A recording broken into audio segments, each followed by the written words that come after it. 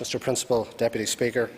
And I rise today in support of the SDLP motion to which I put my name, in support of the Northern Ireland Fire and Rescue Service, and I'll come back to that in a moment. I want to first of all take this opportunity to pay tribute to my predecessor in the Assembly, Mr Pat Ramsey. Pat served the people of the Foyle constituency with distinction from 2003 to the end of December last, and I am honoured to take his place in this Assembly. His hard work, dedication and relentless ability to work on behalf of his constituents is something which I hope to emulate and to replicate in my work in the Assembly, so I look forward to it.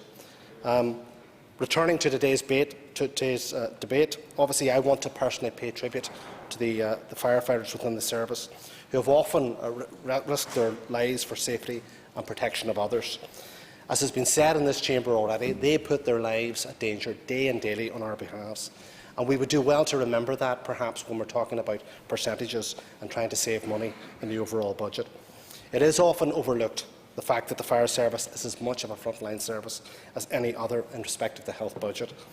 Other than the conventional putting out of fires, as has been said here today, there are a multitude of other roles which the Fire and Rescue Service perform day and daily. Those include the horrific traffic collisions that they have to attend, the work that they've done over recent times, particularly on the issue of flooding and building collapses as well. In fact, as my colleague Fergal has said, over the last year, the Fire Service have responded to a total of almost 23,000 incidents of this type. That's a monumental workload for any organisation, I think, and I think we have to pay tribute to that.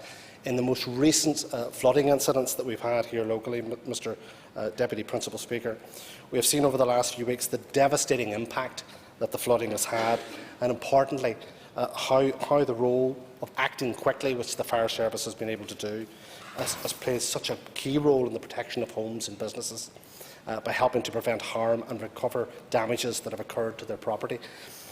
Any reduction to their budget may lack foresight, as a suite of services that have a cross-departmental significance will be affected.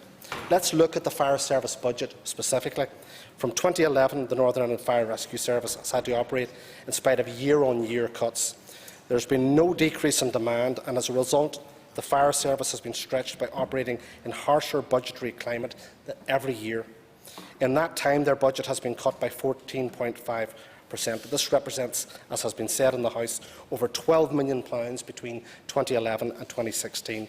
We heard Mr Buchanan refer to earlier the fact that there is no statement yet about further cuts in the budget that is to be discussed tomorrow. I am afraid we do not have that confidence at the moment. We wonder about what is to come. And if is what is suspected, that there may be in fact another 5.6% cut, this Assembly must ask itself whether it is content that during this current mandate it will have removed 1/5 of the budget for the Fire Service funding, which I think is something that we all have to think about. Furthermore, the Fire Brigade Union has said that the planned 5.6% cut would mean that the service would be unable to fulfil its statutory requirements. We must act now, Mr Principal Deputy Speaker. That 5% cut would also lead to the loss of 67 full-time firefighters posts and the closure of 3 one-pump stations, or multi-pump stations and one-pump stations. Even the slightest cut can make a significant difference. Ms McLaughlin, speaking earlier on, referred to the situation in our own constituency of Foyle. In the Northern Road Fire Station, it recently had to downgrade its VIMA aerial appliance so that it couldn't be manned 24 hours a day, but used only on request. This led to the reduction of 3 personnel and protracted waiting times for such fires using that aerial appliance.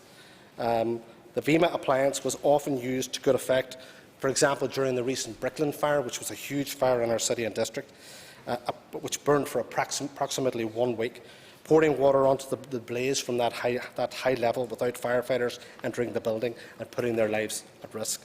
So the SDLP amendment to this motion, as proposed by my colleague Fergal McKinney, firstly asserts that the Fire Service constitutes a critical frontline service and calls for the Minister for Health to seek executive approval to ring-fence that budget.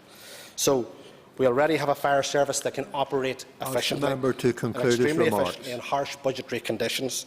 They have demonstrated as much, Mr. Principal Deputy Speaker, and I would like people to support the SDLP motion that has been put before the House today. Thank you. Mr. Adrian Cochrane.